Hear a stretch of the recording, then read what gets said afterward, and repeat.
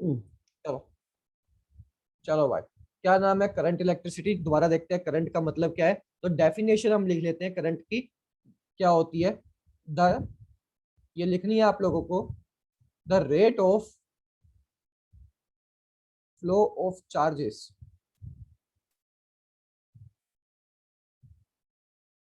Is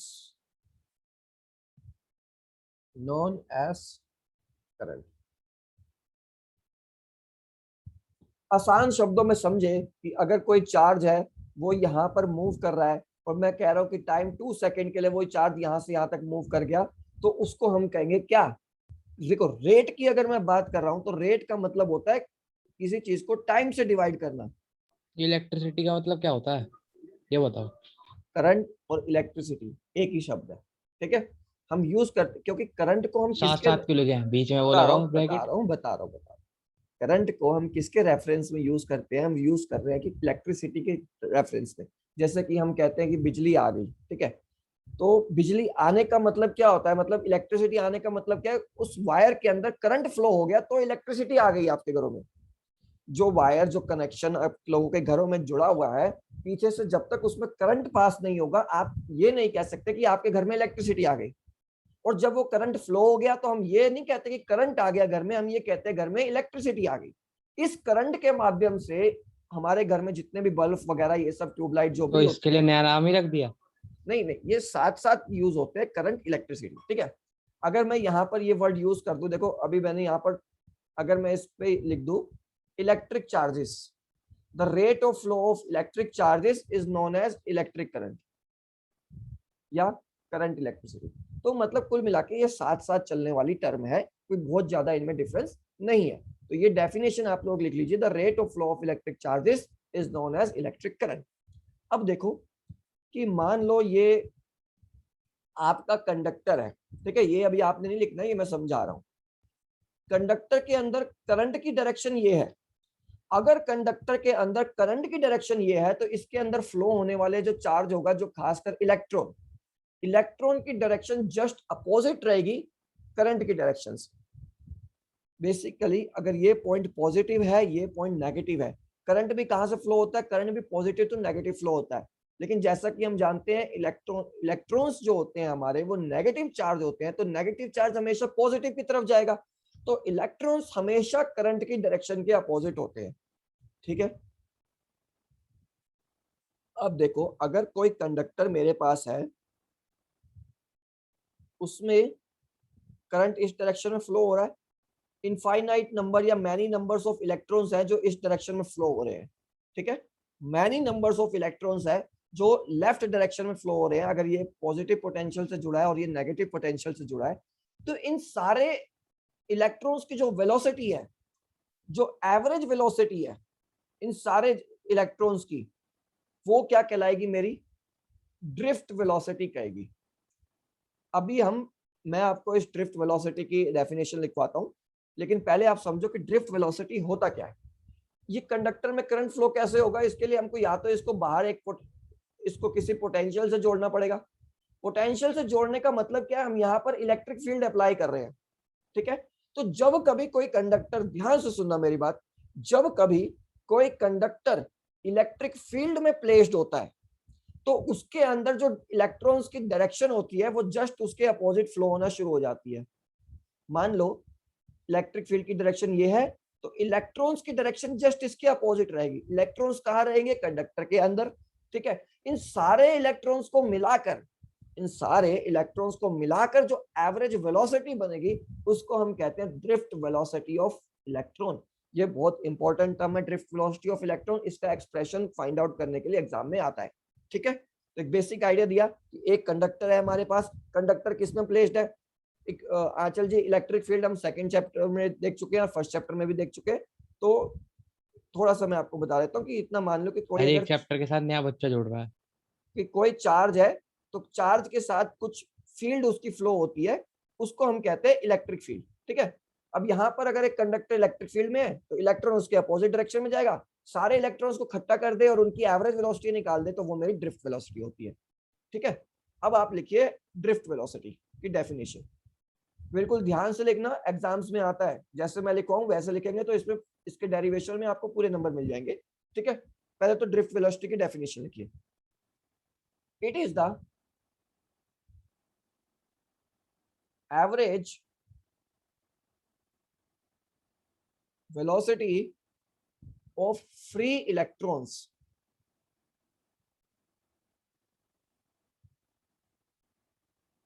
when conductor placed in a electric field। नियम यही है कि कंडक्टर को इलेक्ट्रिक फील्ड में होना पड़ेगा।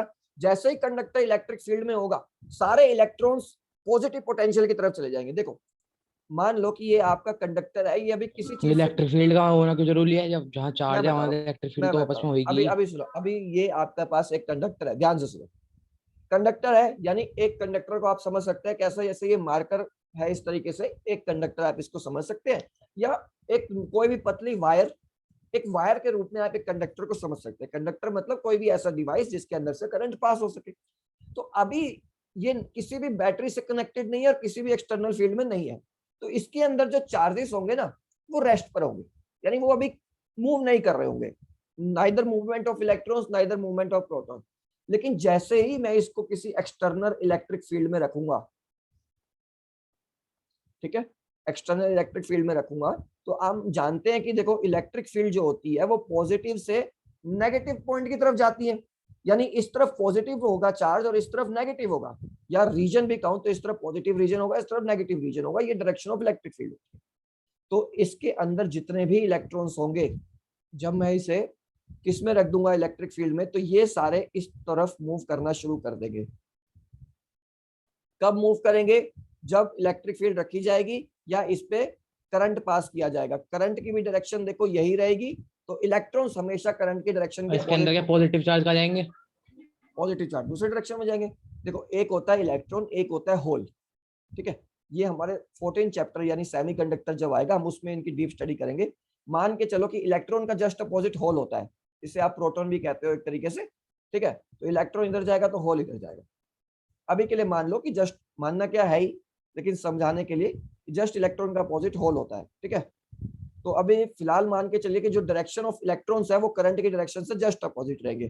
तो इन सारे इलेक्ट्रॉन्स की एवरेज वेलोसिटी का एक्सप्रेशन हमें फाइंड आउट सुन करना तो है। लो मेरी बात। हाँ, अगर वो इसके अंदर पॉजिटिव चार्ज तो होंगे, तो बिल्कुल होंगे। नेगेटिव पॉजिटिव को अट्रैक्ट करेगा ना, तो इस वाले पॉजिटिव के बजाय वो इस वाले पॉजिटिव पे नहीं जाएंगे। जरूरी है देखो वो भाई, उधर की तरफ ही जाए उल्टे। देखो देखो, अगर इसके जो पॉजिटिव होंगे ना, मान लो अगर पॉजिटिव होंगे भी, तो वो सारे इस तरफ जाएंगे क्योंकि ये रिपेल करेंगे। इसके नेगेटिव सारे इस तरफ आ जाएंगे, यानी इलेक्ट्रॉन्स तो तब भी देखो करंट क्या है, करंट आज तो ये वाला पॉजिटिव है ना, कौन सा भाई ये पॉजिटिव? पिंक वाला। अरे पॉजिटिव कोई सा भी हो, लेकिन पॉजिटिव से रिपेल तो करेगा ना, और रिपेल करके उसकी जो डायरेक्शन होगी वो राइट साइड होगी। यहाँ इलेक्ट्रॉन है, इलेक्ट्रॉन पे नेगेटिव, अगर मैं ये दो रीजन बनाता हूँ, सपोज करो ये प्रोटॉन है और ये इलेक्ट्रॉन है, ये मेरे पास दो रीजन है, ये प्लस का है और ये नेगेटिव का है, तो ये प्रोटॉन प्रोटॉन इसको रिपेल करेगा तो ये इस डायरेक्शन में जाएगा, ऐसे ये नेगेटिव नेगेटिव यहाँ से रिपेल करेगा तो ये इस डायरेक्शन में जाएगा। अब ये डायरेक्शन ऑफ इलेक्ट्रॉन है और ये डायरेक्शन ऑफ करंट है, तो करंट की डायरेक्शन से हमेशा इलेक्ट्रॉन की डायरेक्शन अपोजिट होती है। ठीक है, चलो अब डालो आप लोग heading expression for drift velocity.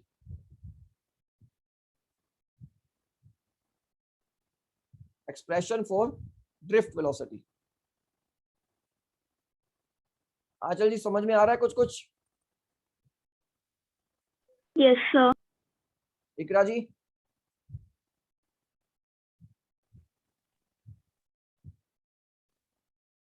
मुस्कान जी, कल की तरह गायब नहीं होना आपने। मुझे तो नहीं आ रहा। तू कौन है, दोबारा बता नाम। दुष्यंत है, आर्यन है? मैं सर का तरी करता सर। हाँ, तो ये दुष्यंती होगा।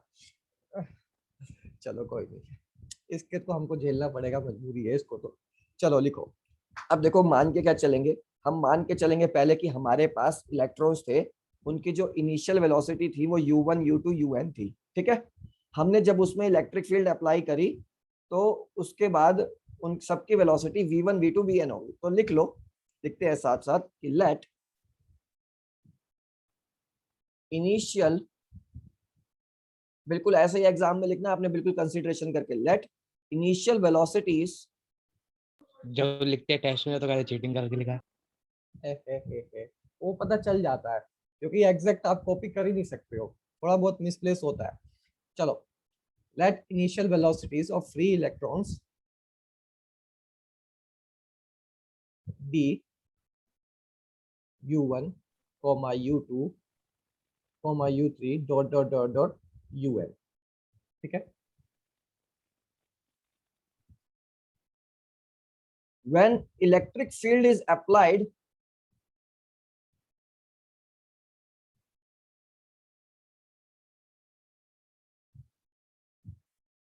then final velocities of free electrons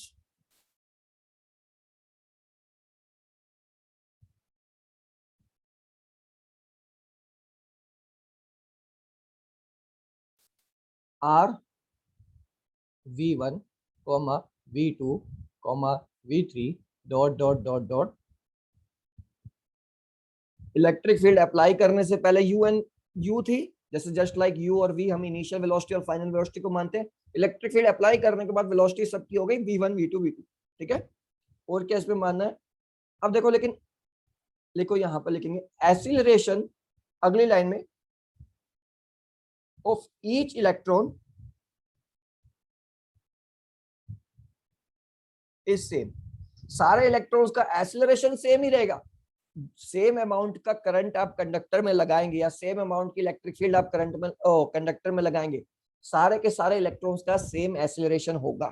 ठीक है, तो एक्सीलरेशन सबका सेम रहेगा, ये बात आप लिखेंगे। उसके बाद आप लिखेंगे कि n जो है हमारे पास क्या है, नंबर ऑफ फ्री इलेक्ट्रॉन्स पर unit volume. Number of free electrons पर यूनिट वॉल्यूम के। इनिशियल वेलोसिटी हो गई u1, फाइनल वेलोसिटी हो गई v1, एक्सीलरेशन सबका हमने देख लिया सेम है, और n क्या है हमारे पास, number of free electron per unit volume. ठीक है, अब आगे बढ़ा जाए दुष्यंत जी, आपकी आज्ञा हो तो। लिख लिया हो आपने तो? एक्सेलरेशन का कांस्टेंट का मतलब क्या होगा? कांस्टेंट नहीं है, वेलोसिटी बढ़ेगी नहीं क्या? नहीं कांस्टेंट नहीं है, मैं कह रहा हूँ सारे इलेक्ट्रॉन्स के लिए। मान लो इसके लिए अगर एक्सीलरेशन a है तो इसके लिए भी एक्सीलरेशन a रहेगा, इसके लिए भी एक्सीलरेशन a रहेगा, और इसके लिए भी एक्सीलरेशन रहेगा। सारे इलेक्ट्रॉन्स के लिए एक्सीलरेशन सेम रहेगा। सेम रहने का मतलब, मान लो ये 2 मीटर पर सेकंड स्क्वायर है तो सबके लिए 2 मीटर पर सेकंड स्क्वायर रहेगा, कांस्टेंट नहीं रहेगा, चेंज हो सकता है, पर सबके लिए सेम होगा। और बीच में सेम, बढ़ा दिया करंट तो फिर क्या होगा? सबके लिए सेम चेंज होगा, चेंज होगा तो सबके लिए सेम होगा। ठीक है, इतना लिख लिया, आगे बढ़ते हैं। चलो भाई, अब ड्रिफ्ट वेलोसिटी की जो डेफिनेशन थी वो ये कहती है, it is the average velocity. ये देखो, ये अगर मैं इसको डी से डिनोट करता हूं तो इसका मतलब ये कैसी वेलोसिटी है, ये फ्री वेलोसिटी मतलब ड्रिफ्ट वेलोसिटी है। वेलोसिटी कैसी क्वांटिटी है, वेक्टर क्वांटिटी है, इसलिए मैंने ऊपर वेक्टर का सिंबल लगाया। क्या थी ये? एवरेज वेलोसिटी थी। जब इलेक्ट्रिक फील्ड अप्लाई होती है कंडक्टर में, किसी भी चीज का एवरेज कैसे निकालते हैं हम? वो सारी टोटल वैल्यूज को हम ऐड कर देते हैं और उसके जो टोटल नंबर ऑफ इलेक्ट्रॉन्स होते हैं उसको उससे डिवाइड कर देते हैं। तो v1 plus v2 plus dot dot dot average vn, निकालने के लिए 2 से डिवाइड करते हैं, ये तो मीन निकाल लो। Average and mean is the same thing. Okay, पर नाम अलग अलग है, पर रिश्ता क्या भाई जब से सेम सेम ही हो रहा घर है सब वाली कुछ। बेचती। बात ही ऐसी करता है, एवरेज और मीन अलग अलग होते हैं। चलो, ये इकरा को क्या हो गया? इकरा जी, शायद आपने अपना माइक नहीं ऑन किया होगा, तो आप ऑडियो एक बार माइक ऑन करके देख लीजिए। ठीक है, सर इतना पागल कौन होता है? जो टेक्नोलॉजी। इसमें आज कुछ ज्यादा ही वो आ रहा है आरएन अरे में। भाई बस बस लगना नहीं। देखो भाई, वीडी ये रहा, एवरेज वेलोसिटी जब इलेक्ट्रिक फील्ड में थी v1 plus v2 plus dot dot, इनकी एवरेज वेलोसिटी होती है ड्रिफ्ट वेलोसिटी। तो ये तो फॉर्मूला हमने डेफिनेशन से लगा दिया। अब ये फॉर्मूला हमने बचपन में पढ़ा था, v is equal to u plus a t, पढ़ा था ना बचपन में 9th क्लास में। तो v is equal to u plus a t, वही सेम फॉर्मूला हम यहाँ पर लगाएंगे। v1 की जगह आएगा u1 प्लस ए और t की जगह यहाँ पर हम यूज करेंगे टाउ। अभी मैं आपको बताऊंगा ये टाउ वन क्या है। ये instead of t I am using the symbol tau. ये भी टाइम ही है लेकिन ये रिलैक्सेशन टाइम है, ठीक है। अभी हम देखेंगे कि अभी आएगा अगली एक्सप्रेशन में। तो इसकी जगह मैंने लिखा u1 प्लस 81 u2, इसके ऊपर भी वेक्टर लगा लो, a भी वेक्टर है, a plus dot dot dot un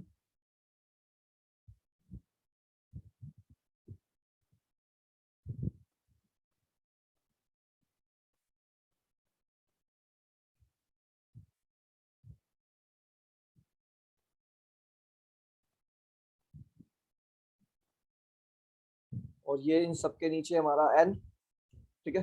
कुछ नहीं किया, बस v1 का फॉर्मूला लगा दिया u प्लस 80 वाला। अब देखो सारे u1 और सारे u1 को एक तरफ कर लो, u1 plus u2 plus dot dot dot un, इधर से a कॉमन आ जाएगा और tau one plus tau two plus dot dot dot tau n, और अपोन में हमारे रहेगा n। इस एक्सप्रेशन में जिसको दिक्कत है जल्दी बताओ कि ये एक्सप्रेशन जिसको ना समझ में आई कैसे आई हो। क्या किया मैंने, इस u1 को इस u2 को और डॉट डॉट करके इस un को एक तरफ लिख लिया, क्योंकि हम एडिशन में चल रहे हैं तो मैं इनको एक तरफ ऐसे लिख सकता हूँ, ठीक है। फिर मैंने क्या किया, a आ गया सर समझ। Plus a tau two plus a n tau को एक तरफ लिखा। उनमें से मैंने एक ये a n नहीं है, ये इसके बाद टाउ n है, ठीक है। और उनमें से मैंने a को कॉमन ले लिया, तो tau one plus tau two plus dot dot dot tau n, इस तरीके से एक्सप्रेशन आ गई। अब मैंने क्या किया, n को मैं अलग अलग कर दूंगा अगले स्टेप में, u1 plus u2 dot dot dot un upon में n प्लस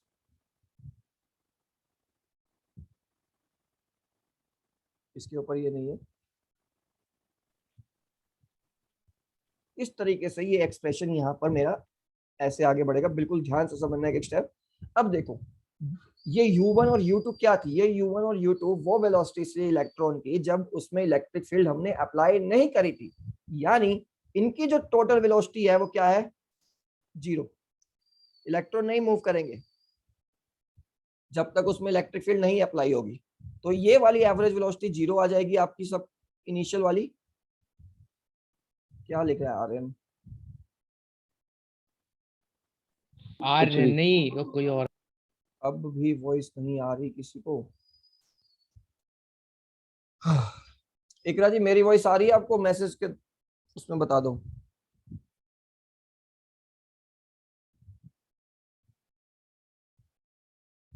इकरा जी मेरी वॉइस आ रही है आपको? सर मुझे सबकी आ रही है, बस मेरी नहीं आ रही है।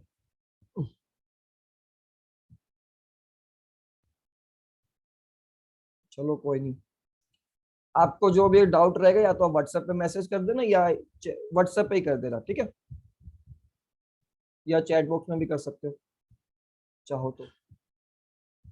सर आप कंटिन्यू करो, सॉरी, ओके गॉट इट। देखो भाई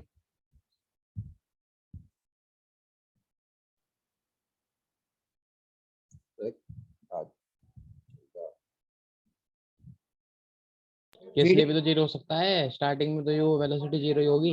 हाँ तो ये 0 हो गया। यहां से देखो इसको हमने लिख दिया ए टाउ। टाउ क्या है मेरे पास, इससे इतनी लाइन आप लोग लिखिए और टाउ अगली लाइन में लिखिए, tau is a average relaxation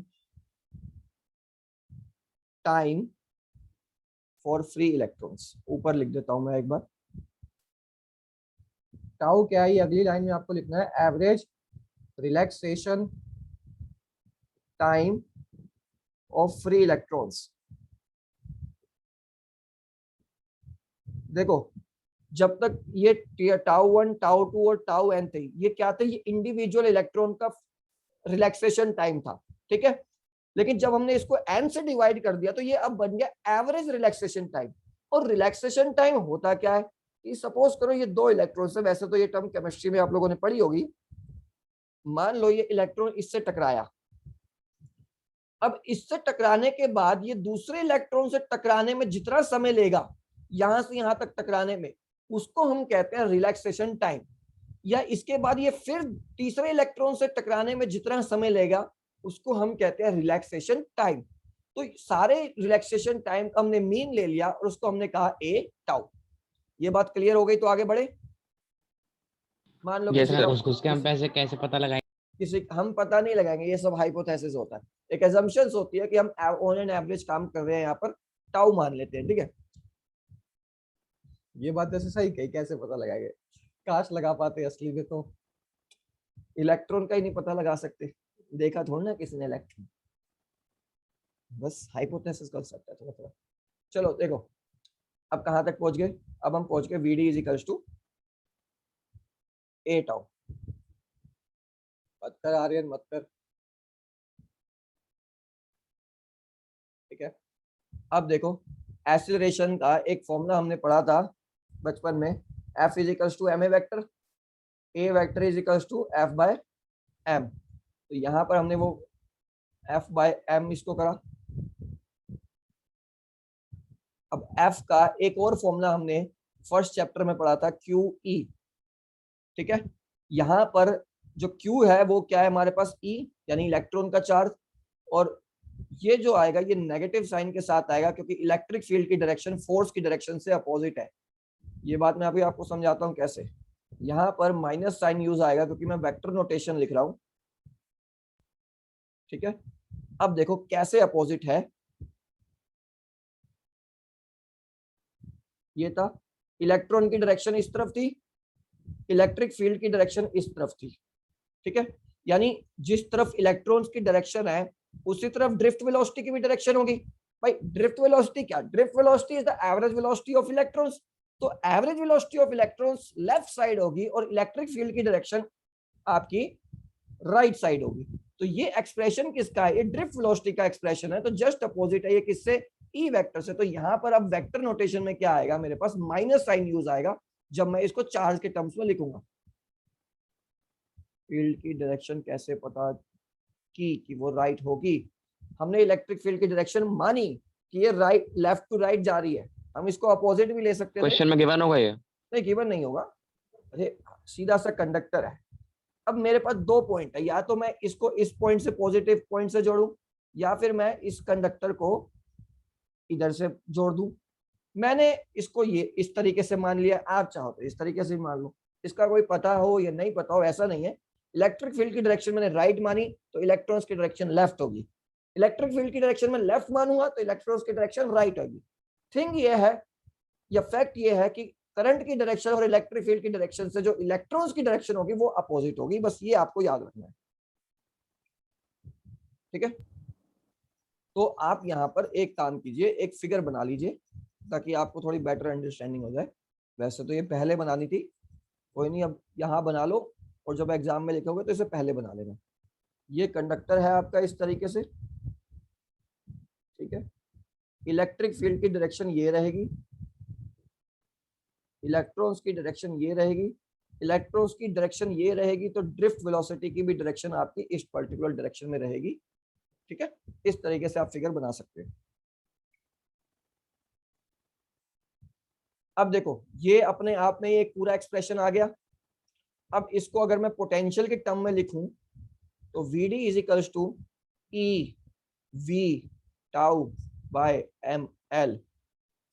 अब मैंने इसको सिर्फ मैग्नीट्यूड में लिखा है।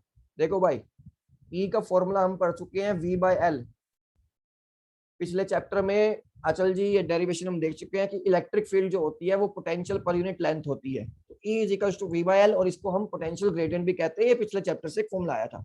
तो मैंने यहाँ पर क्या किया, E की जगह वी बाय एल करा, तो L यहाँ पर क्या है, L यहाँ पर इस कंडक्टर की लेंथ है, और V क्या है यहाँ पर, V इस पॉइंट और इस पॉइंट के बीच का पोटेंशियल, इस पॉइंट और इस पॉइंट के बीच का पोटेंशियल। तो we D is equals to E V tau by M L, और V D vector is equals to minus E E tau by M, और अगर इसको भी मैग्नीट्यूड में लिखना हो तो E E tau by M, इस तरीके से मैं लिख सकता हूं। तो ये तीनों फॉर्मूले आप लोगों ने बनाने हैं, ये दो मैग्नीट्यूड में जिसपे मैं डायरेक्शन की बात नहीं कर रहा हूं, और ये मेरा वेक्टर नोटेशन में, ठीक है। अब इसकी यूनिट क्या होगी, ड्रिफ्ट वेलोसिटी क्या है, वेलोसिटी तो वेलोसिटी की क्या यूनिट होती है? वेलोसिटी की यूनिट होती है मीटर पर सेकंड। तो आप यहाँ पर सिमिलर यूनिट यूज कर सकते हैं, मीटर पर सेकंड। तो इस तरीके से ड्रिफ्ट वेलोसिटी का डेरिवेशन हम लोगों ने कर लिया। बड़े आगे दुष्यंत जी क्वेश्चन करें इस पर। एक सेकंड उतार तो लो। हाँ उतार लो सब, जिसने नहीं उतारा।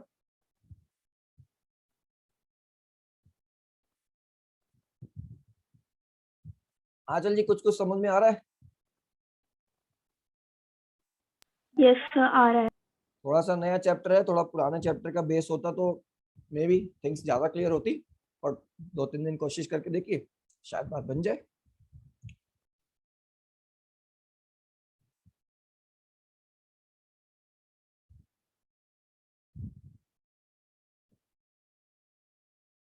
अब सही से कराना, कभी फिगर सबसे नीचे करो और ड्राइवेशन के बाद।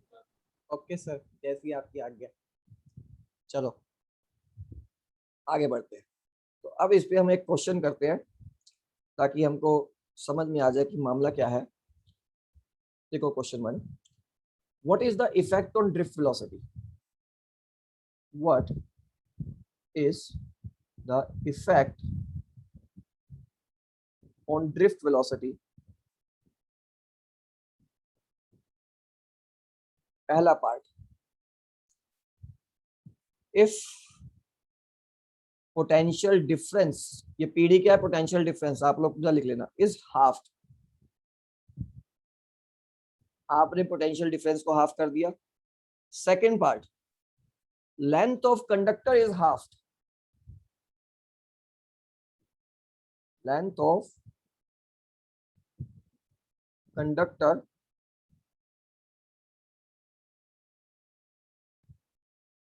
Half. Third part, temperature is increased.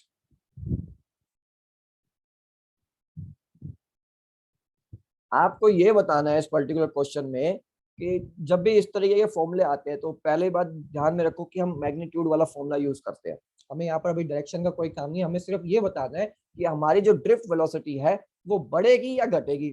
ठीक है, तो इफेक्ट ऑफ ड्रिफ्ट वेलोसिटी पूछा है। पहली चीज उसने कही कि आपने अपने पोटेंशियल को क्या किया? आपने अपने पोटेंशियल को हाफ कर दिया, यानी जो नया पोटेंशियल होगा वो पुराने पोटेंशियल का हाफ होगा। टेम्परेचर इज इंक्रीज पूछा है, बताया है। ये बताया है। टेम्परेचर इंक्रीज, अब आपको बताना है ड्रिफ्ट वेलोसिटी पे क्या इफेक्ट पड़ेगा। देखो वी डैश पे मान लेता हूँ नया पोटेंशियल है, ओल्ड पोटेंशियल वी था, तो अब आपने क्या किया? पोटेंशियल को हाफ कर दिया। Now you have to find drift velocity increase होगी या डिक्रीज होगी। तो सिंपल, सबसे पहले आप फॉर्मूला लिखो ड्रिफ्ट वेलोसिटी का पोटेंशियल के टर्म्स वाला। तो क्या फॉर्मूला था? वो आया था EV/ml टाउ। ये फॉर्मूला आया था EV टाउ बाय ml, देख लेना आप। अब देखो यहां से V आप हाफ करोगे तो सीधा सीधा दिख रहा है कि VD डायरेक्टली प्रोपोर्शनल है V के, तो V हाफ होगा तो VD इंक्रीज होगा डिक्रीज होगा? दुष्यंत जी, अगर V हाफ ठीक होगा तो है, रेशियो निकाल लिया क्या दोनों का? अभी नहीं निकाला, दोबारा देखो।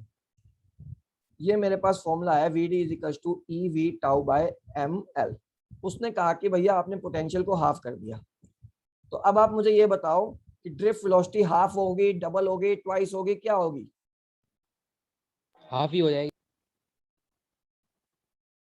नई वाली मैं वो निकालूंगा तो ये 1/2 इस तरीके से, ये V/2 लिखा है, इसका 2 मैंने बाहर ले लिया है। ठीक है, तो VD डैश जो आएगा मेरे पास वो आएगा 1/4। VD/2। 1/4 नहीं, देखो इस तरीके के क्वेश्चन को देखो, दोबारा देखो कि कैसे लिखते हैं। सबसे पहले आप ओरिजिनल फॉर्मूला लिखिए EV टाउ बाय तो यार ml। ये वो नहीं हो जाएगी क्या? एक मिनट, क्या नाम है इसका? दोबारा देख। VD आप ओरिजिनल फॉर्मूला आपने ये लिख लिया। अब आपको नई ड्रिफ्ट वेलोसिटी निकालनी है, ये आपकी हो गई EV टाउ बाय ml, क्योंकि अभी आपने सिर्फ पोटेंशियल को चेंज किया और किसी चेंज को चेंज नहीं किया। ठीक है, अब V डैश क्या है? V डैश आपका V/2 है, यानी नया पोटेंशियल पुराने वाले पोटेंशियल का हाफ है। तो यहां से आपने क्या किया? इस तरीके से करा, 2 नीचे आ गया। अब इस 2 को अगर मैं साइड में रखूं तो EV टाउ बाय ml किसका फॉर्मूला है? ये ओरिजिनल ड्रिफ्ट वेलोसिटी का। तो VD dash is equals to आ गया VD/2। तो इससे हमें पता चलता है कि अब जो ड्रिफ्ट वेलोसिटी आएगी नई वाली, वो पुरानी वाली ड्रिफ्ट वेलोसिटी की हाफ हो जाएगी। अब बोलो दुष्यंत जी, आप कुछ कहना चाहते हो तो कुछ कहना है? आगे बढ़े। नहीं कहना।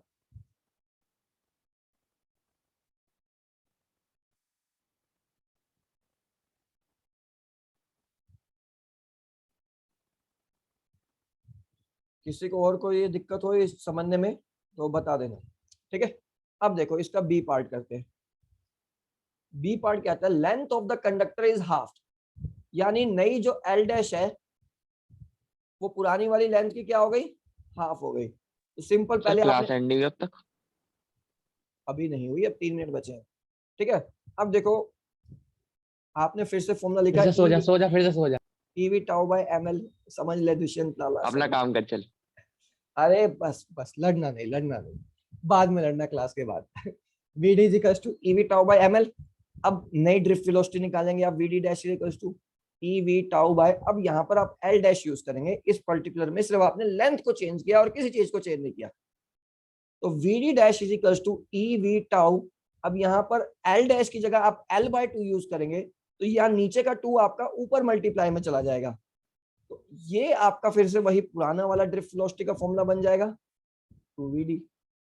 यानी जब आप लेंथ को हाफ करेंगे तो ड्रिफ्ट वेलोसिटी डबल हो जाएगी, जब आप पोटेंशियल को हाफ करेंगे तो ड्रिफ्ट वेलोसिटी हाफ हो जाएगी। तो ये सारे वेरियस फैक्टर है जिससे हम देख रहे हैं कि हमारा इंपैक्ट क्या होगा ड्रिफ्ट वेलोसिटी पे, ठीक है। सीधी सी बात है, आपने कंडक्टर की लेंथ कम कर दी, इलेक्ट्रॉन ज्यादा कॉन्सेंट्रेटेड हो गए और अब तेज भगेंगे, थोड़ा कम जगह पे उतरेंगे। चलो अब तीसरा इंपॉर्टेंट पॉइंट है और वो कह रहा है कि टेम्परेचर आपने इंक्रीज कर दिया।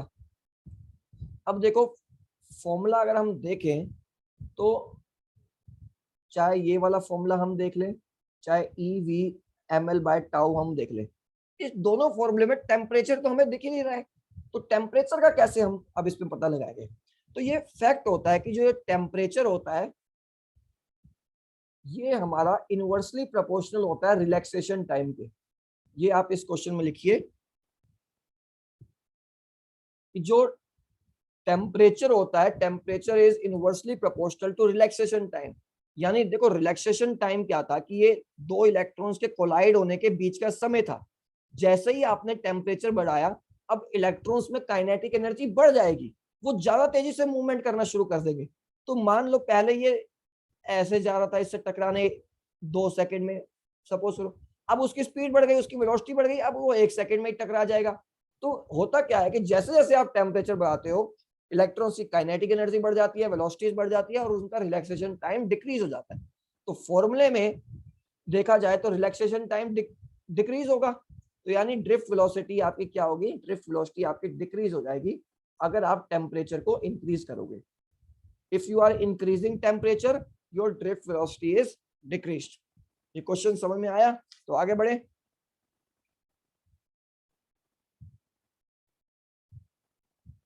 बढ़े आगे।